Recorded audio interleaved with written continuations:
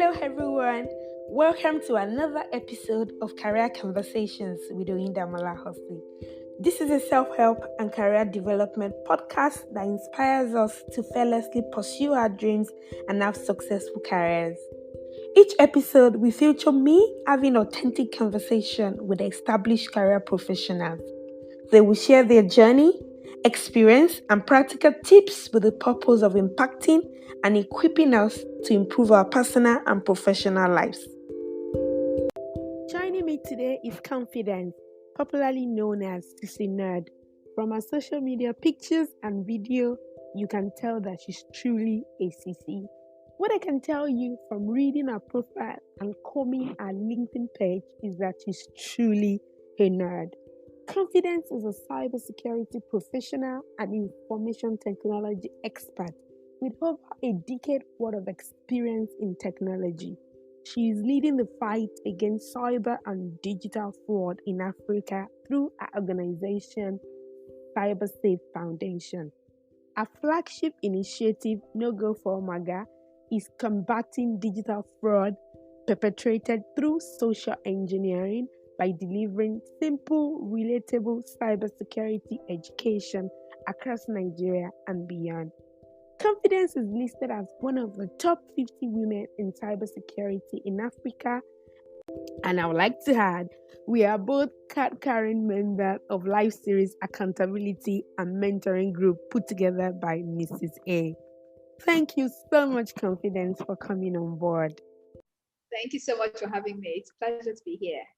Okay. So before we go into your career, I would like to know about, you studied engineering and information technology. Is this your passion, or was it peer pressure, or how did you pick on that? Okay, it's a very funny story. I was supposed to be a medical doctor, actually. Yes. I had written the post. I'd written my exams, like we call it jam in Nigeria, and I was waiting to get my results and go to ABU Zaria to study medicine. So in the middle of that, my parents were like, you know what, just don't while away time. Sorry, just to while away time and just to idle, go to this computer place and begin to learn about computers and just let's while away the time while you wait for your result. And it was in that whiling away time I got exposed to technology, and I was like, whoa, I die here. I'm going nowhere. I'm studying no medicine. So my admission came to study medicine in ABU Zaria, and I had to convince my parents that wasn't going to be the direction anymore. I'm not going to be a medical doctor anymore, guys. I'm going to be a medical doctor now. I want to be a competent professional. I want to do this. And I had to do a presentation to my parents with cardboards. I mean, in retrospect now, I don't know if I'll be as brave as my parents, to just let me do, let me do what I think that was also one of the first pitches I ever made in my life. And yeah, because it's taught me quite a lot. When I believe in something, to just try to convince other people around it and get them on board. So my parents were the first people I pitched to and got on board. And it was quite a big fight because my father till today still wants me to have the doctor name to it. And you know what? I'll become an honorary doctor one day. Yes, and you're going to get the doctor Confidence very soon. Yeah, but that was how it all started up, and I got a diploma in advanced software engineering. I started coding at age 18. Wow! And I enjoyed it so much. I enjoyed it so much. I got a BSc in information technology and business information systems, and that's where the business side of things comes in as well. I wanted to combine my knowledge in technology with business as well. I find that gave me a very rounded feel to things. I know the doing and I know the business of it.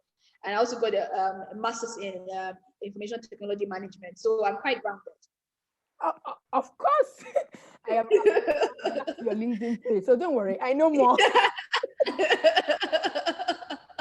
I mean, but one thing I really love, I just want to chip that in with everything that you have, because I know that you are like one of the top cybersecurity queen in controlling that space in Nigeria. So for you to say that it's something that you actually kind of stumble on, guys, do you hear that? Can you pick on that? So sometimes it's all about life does sometimes go linear to say, I'm marching forward. Sometimes you can take a turn.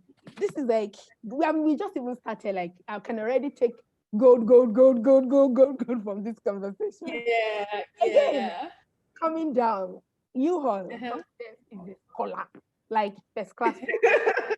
Check. So I want, have you always been a Sisi or you were a nerd? And you're like, you know what, it won't be bad to have the Sisi, or you were a Sisi and you know what, nerd is it, or everything follow come. So I've been a fine mixture of both. And I say this a lot, that I think I have two personalities. I can very well be a nerd, like I can be head deep, but man, if you come to the CC side of things, I ain't lacking at all. So so yeah, so I kind of looked at myself, again, I sat back and started assessing myself, my strengths, and I found that I had both worlds. And so I called myself Sisi Nerd after a self-assessment of myself, that okay, I'm a badass in technology, but then I haven't lost my feminine touch. And I also found that was a unique selling point, because a lot of people, their views around somebody who is great at technology is that they should look a certain way, behave a certain way. I found that I was constantly breaking that stereotype. So I needed to put it out there and make it really strong around my brand. I am a nerd, but then I'm still very in touch with my feminine side. I still want to have nice long nails, done. I still want to have my makeup lit. But when it comes to doing, I ain't lacking at all. I will be definitely acing it as well. So that's where this Sisi Nerd came in. It became a name because I could tie that to a lot around my personality. I mean, guys, just take a trip to Sisi Nerd's Instagram page. I mean, sometimes I'm like, what?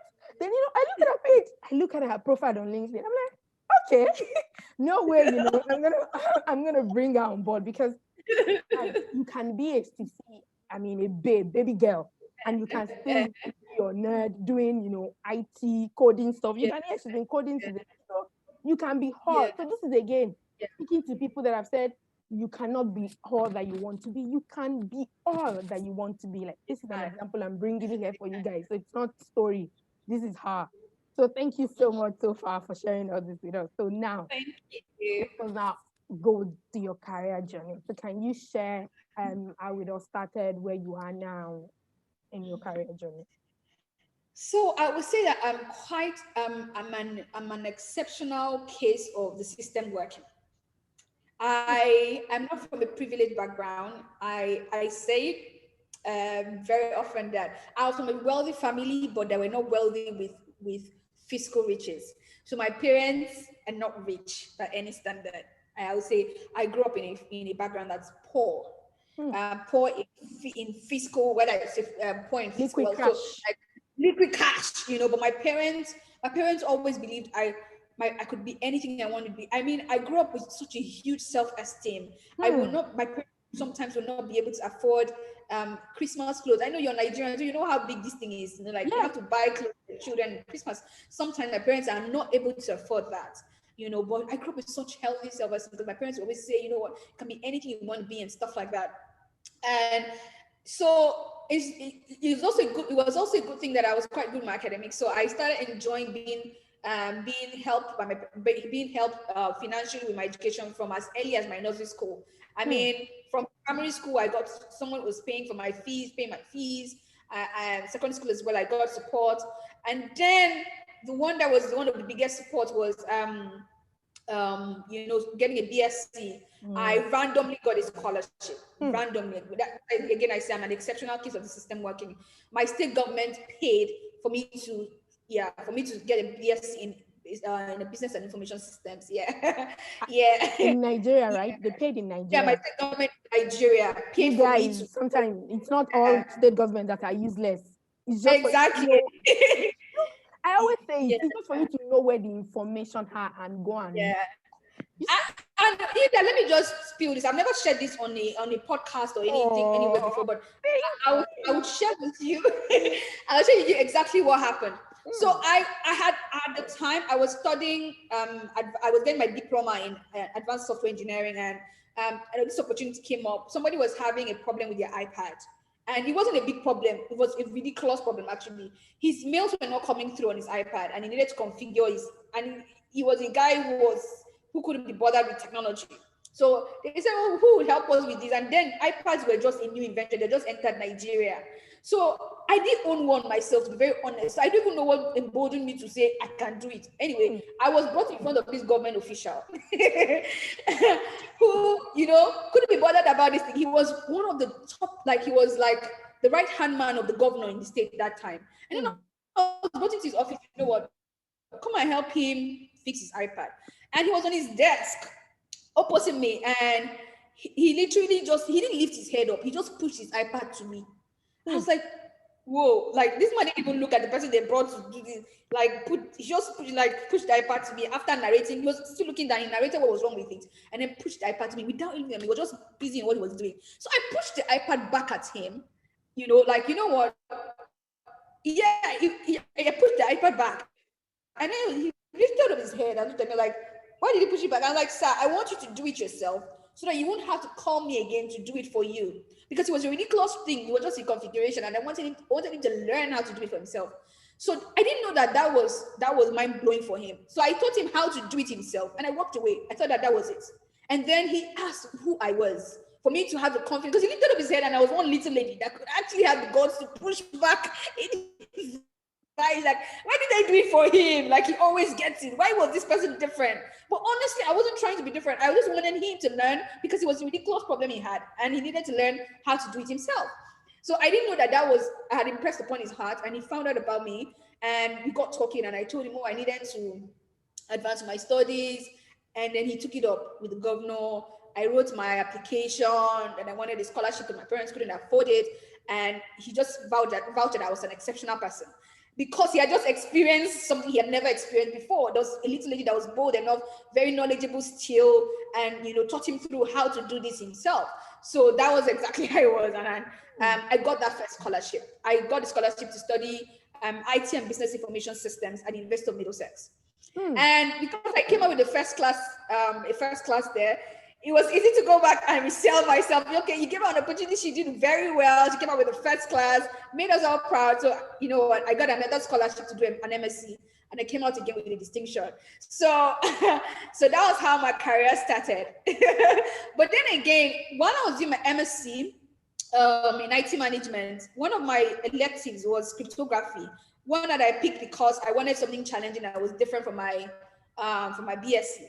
Incidentally, that was where my cybersecurity journey started off from, because cryptography is a part of cybersecurity, and it was tough, but that course was what launched my interest in cybersecurity. Incidentally, also the person who was the lecturer for cryptography became my project supervisor for my MSc degree. Also, he's become the head of the research institute for the Wolverhampton Research Institute for the UK government as well.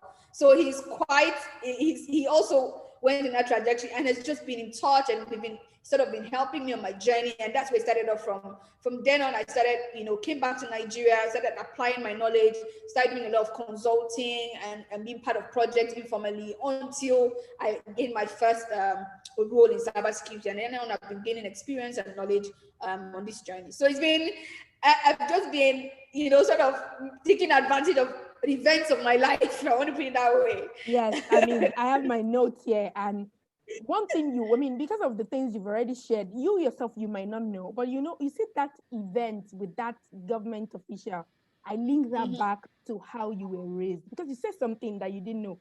Yeah, your parents might not have liquid cash, but they instilled in you huge self-esteem. So it's that self-esteem that made you look at him and, you know what? Come, let me school you on how to do it. And again, exactly. So that's I tie that back to the huge self-esteem you spoke about. And again, everything you were saying also boils down to something. You were feeding your curiosity.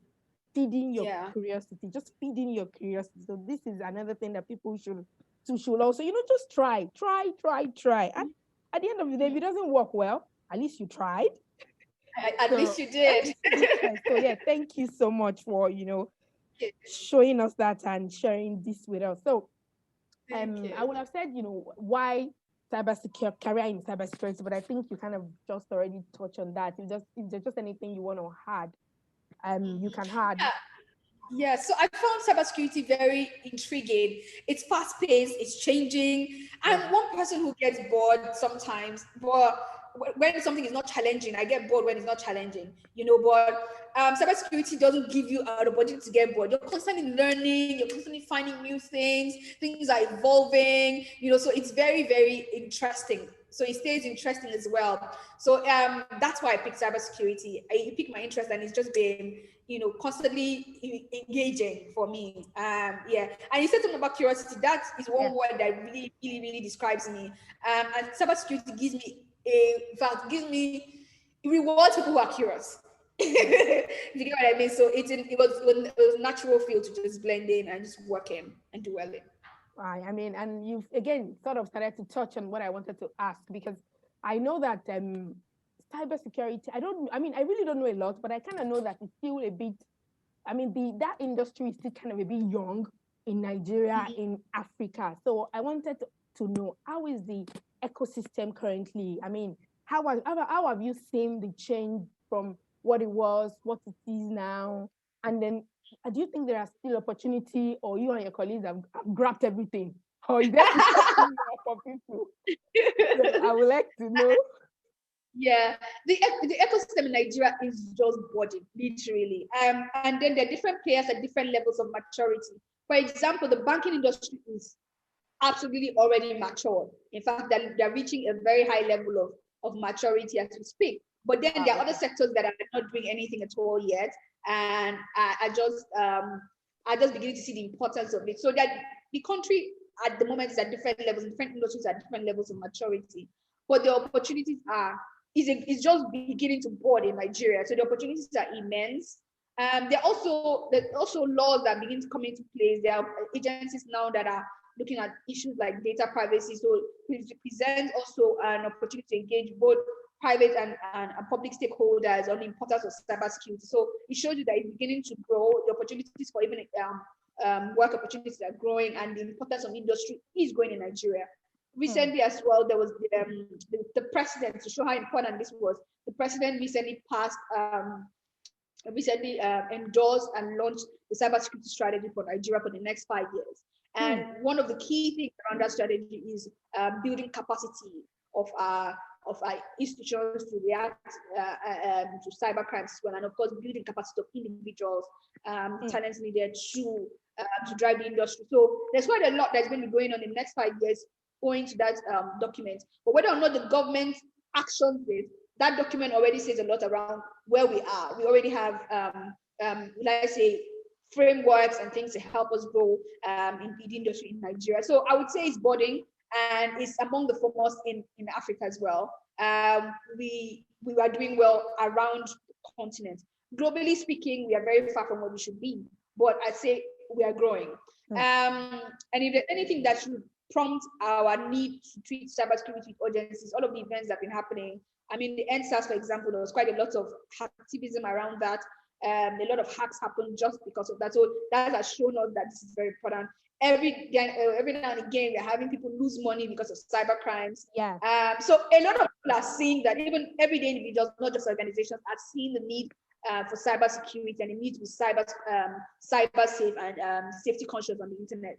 We've also seen that COVID has also played a very major role in increasing the awareness around cybersecurity and the fact that a lot needs to be done. So there have been enablers, and there are things that I can see that are pointed that in no time the opportunities are going to burst way more than we currently have. Yeah. Thank you so much. I mean, Confidence, for sharing that. So guys, Confidence, now I want to ask you. You sometimes feel like, do I really belong here? Like, that's crazy imposter syndrome. Like, am I even sure what I want to do? Like, hey, am I good enough? Do you sometimes feel it? And if yes, how do you deal? So this thing is so real. I mean, I think I take it from two major angles. One is I'm a Christian, so of course that's the first angle I'm going to bring up. There's certain scriptures that have been with me for some time, and I have constantly boosted my my view of myself. And one of those scriptures is in Esther. And it was around, the Bible says she was made for such a time as this. And I held on to that scripture so strongly. So every time I feel like I'm not enough to be in a particular room, I say that I was made for such a time as this. It was because I'm empowered for this time that I'm actually here. And one of those very strong occasions was in 2019. I was invited to the Central Bank of Nigeria retreat.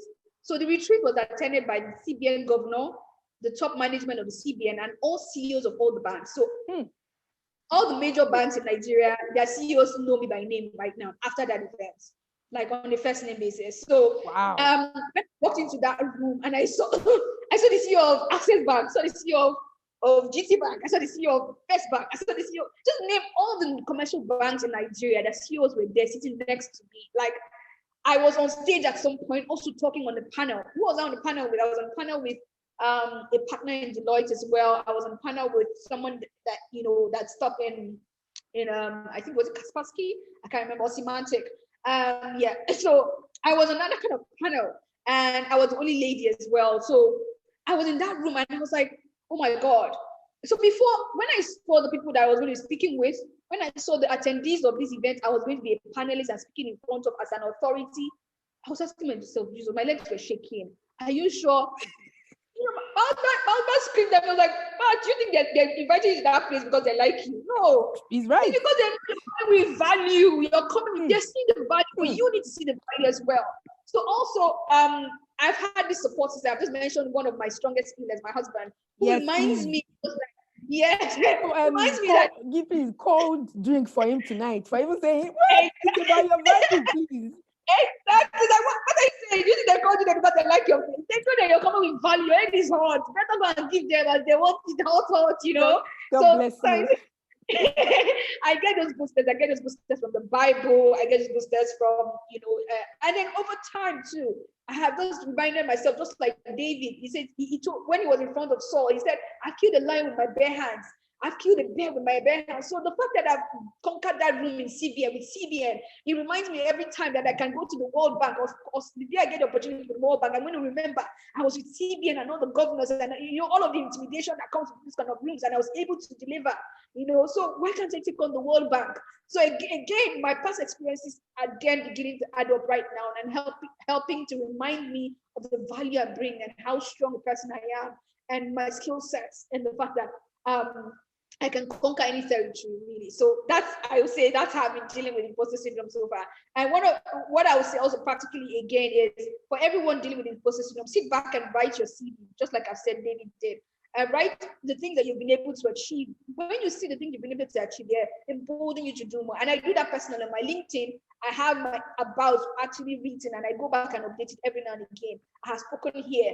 I have gotten this award. I have done this. I've done that presentation. Those things help embolden you for bigger things in the future. Thank you for sharing. And I like the fact that you spoke about the brag sheet. Can you guys hear? She said, write it about the brag. I know Mrs. Awosika taught us that. So, hey, guys, you see? Brag sheet. So, yeah, thank you so much. So, I mean, you've sort of said something about that earlier, but I just wanted to know, in your industry, and you just said it that, they were, I think it's almost like male dominated. So how did they all accept you? Did they want you to kind of look a certain way, or they just be like, well, she's a breath of fresh air, and they just said, okay, how was it? Okay, so I think I definitely always get the feel of the breath of fresh air. I think there's so much around me that is very different from what they're used to, very different. And to be very honest with you, I don't care if they do or don't accept me. I'm on a mission. I know they do good place if I was to put it that way in the Nigerian way, But that would be basically what I'm saying, that in good English would be that I'm running my race and I'm not looking left or right.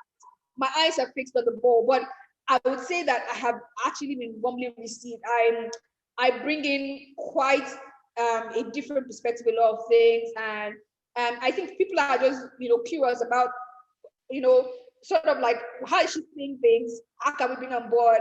How can we? I find a lot of people are just stretching their hands right now, and I'm just starting to want to experience me. Before now, it was sort of like, let's watch her from a distance. But now it's more like, get on this train, hook up with her. She has value to share. She has a lot of things that she can contribute. So yeah, I think I've been warmly embraced recently. I've had more yeses than nos. I've had more people actually pitch to me to be on their teams now. So yeah, it's been great. I love that. I mean, from a diversity angle and being a Nigerian, I like to hear. I mean, I'm happy to hear this. So nice, lovely. I love that. Okay, so far, what has been your biggest challenge, and how did you overcome it, and what lessons did you take away from such event? Okay, my biggest challenge has been I think my two biggest challenge has been transitioning from going from being employed to being an entrepreneur. I think that that transition was very tough. Yeah, and we have to be honest. I mean, entrepreneur is not waking up at 7 waking up at 10 o'clock and sleeping back at 4. People need to also get that. It's you, yeah. It's not a walk in the park at all. I'm worried not just about myself anymore, but about other people, making sure that you get paid, their salaries and stuff like that. So that was one of the most challenging parts of my career. The next most challenging was juggling, building a family and my career. And the truth is, I now understand why they're fewer. I see what you're showing. I understand what I'm showing you. Because guys, right now, I have my baby at my back, and I'm just showing it. I mean, what you just said is true. If not for being resilient and tenacity, I can be like, say, what, my child is crying. I don't want, but you can see right about now, I'm showing out my baby at my back, but I know that I cannot not be here. Yes, I mean, women are working twice as hard as men when they are. And then they're still constantly being undermined, is the truth. Yeah. I mean, I just, not to pull you too much back, I was interviewing girls for Cyber Girls. It's a photo shoot we are. It's 20-year-old girl where I was interviewing was saying, oh, she wants to do cybersecurity because she wants to be respected. That, she wants to do something to be respected. This girl is just 21 and she already feels not being respected because she's female. I mean, so these are the everyday problems we deal with as women. So I believe that I think that that's one of my major challenges, juggling family and career. And how did I overcome it? I think for entrepreneurship, I just wake up always remembering what the big picture is. What do I want to achieve? And I think that was very clear to me from day one. So that clarity is really, really, really helping me keep my eyes focused and weigh the challenges and be able to look inward and pull up and play my strengths up.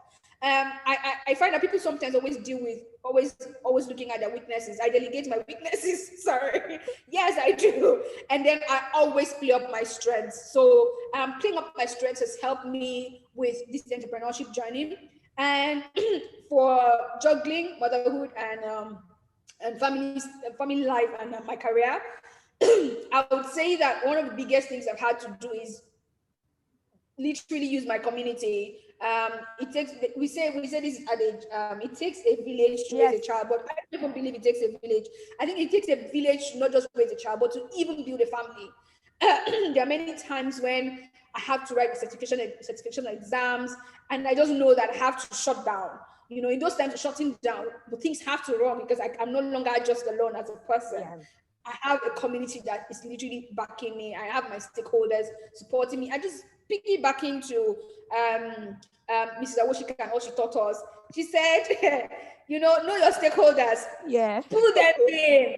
Pull them in because that's the way you can achieve what you want to achieve. You can really leverage them. I mean, today I can tell you that if I need to write any exam, I will take my son and put him in his grandma's house, and I will go ahead and go to a hotel if necessary, sit down and study, and everything is going to run fine because I know, yes, I have identified her as a stakeholder, and I am servicing those relationships that need to be serviced, and I'm leveraging them because the world is demanding so much of women. It's so Agreed. much. And Agreed. we need those pillars to lean back on. I know. And I think for me, that has been my cheat sheet. I am servicing those relationships. I'm building them. I am making sure that I'm serving them and they're serving me, because I think those are the systems I need to fall back on to surge ahead. Yeah, thank you so much. And shout out to Mrs. A for teaching us not to feel guilty when we do those things. Like, don't feel Exactly. guilty for, you know. I feel nothing. Because you know what I remember? I said, oh, if my son in 10 years' time looks at me, he'll be proud. That is my mommy. When he see me, that is my mommy. So why am I feel like, oh, it does not feel like, oh my God, I feel, no, I remind myself, that child that I'm keeping away for some time, he's going to be so proud of me. He's going to be so proud of sacrifices. And really, the truth is that as a person raising a family, everybody is paying the price with you as well. The price for greatness is paid across board. It's not just you. Yes, I completely agree with you. So before I go to my last question, can you tell us about, I think the name of your business now is is that No Go for MAGA? Am I right? Or that's just one? Cybersecurity Foundation. That's one of the initiatives. One of the initiatives. I know that one. No Go for MAGA. So can you just briefly speak about your business, what you do, and how you support? How you support businesses in Nigeria, or what you do, so that we don't know where this podcast will fly. People can come back and consult to know that you are the one running the show of cybersecurity in Nigeria and in Africa. Yeah. Okay, great. So my organization is called Cybersecurity Foundation. We are on a mission to facilitate pockets of changes that make the internet safer for everyone in Africa, starting with Nigeria. So we do that, and it focuses on facilitating pockets of changes on human behavioral and capacity changes. So two key focuses: behavior of people that maybe might make them unsafe, and then the second thing is capacity of people to actually defend and protect themselves on the internet. So we do that in several ways. So we have a couple of initiatives. We have 4 key initiatives, and for all of them, we are more invested in supporting the most vulnerable people in our society. So for children, for example, we have an initiative for them. We are setting up clubs currently now in schools and helping them navigate the internet safer. So we have an initiative for that. We have an initiative also for older people as well. We know that they are not let's say native citizens of this world, and they're just need to learn about these things, and then to add the added thing of security as well that they have to be mindful of. They also always almost at the cross. They almost have crosshairs every time at the back, because cyber criminals are targeting them. So we also have an initiative around them. We call it Shine Your Eye. We target them, and then we try to provide them with the necessary information to protect them from cyber crimes. We also have No Go for MAGA. No Go for MAGA is just a vibrant. That's the one I love. It's a vibrant community of young people that are driving awareness about about social engineering, because social engineering is the number one cyber threat faced in Nigeria. People get called over the phone, and they provide banking details freely, and they are defrauded. People get to receive emails, and there are harmful codes attached to them. They download malware onto their computers because they don't know better. So No Go for MAGA is helping those people, gain awareness to protect them, and also sometimes helping them with recovery. We have a specialized team in No Go for MAGA that helps people recover their social media hacked accounts. Their social media is hacked. They're helping people, hundreds of people, recover their accounts. So that's an arm. And one last one is Cyber Girls. That's our newest baby, and it's so exciting. What we're doing is we're trying to solve multiple socio-economic problems with this initiative. So we're getting girls between the age of 15 to 21 to gain. My nieces are coming.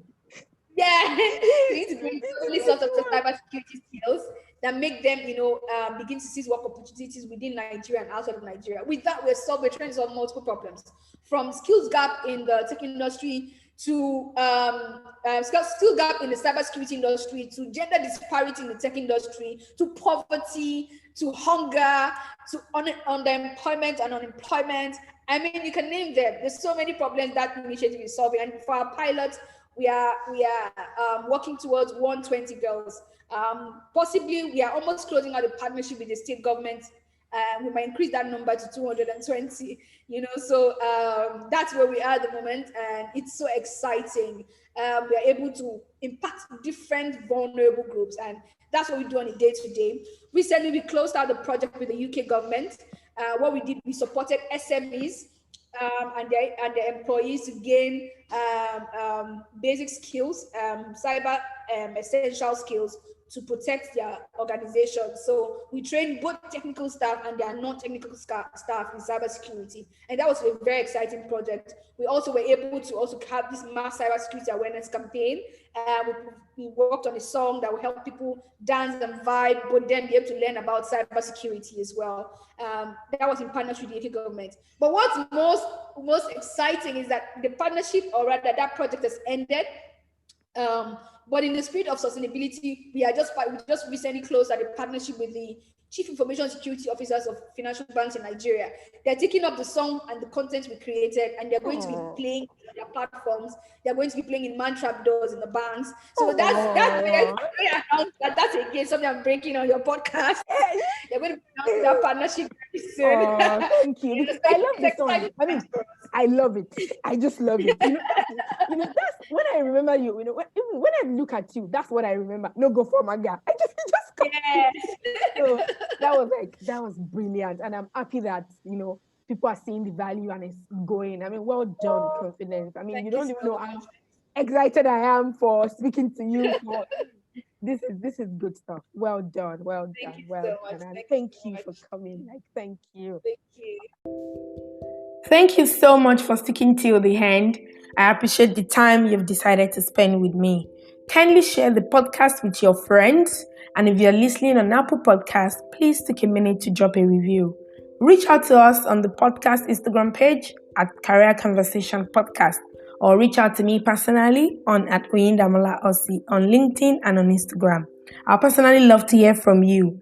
Till next time, never stop believing and pursuing your dreams. You will realize it takes you to take a bet on you.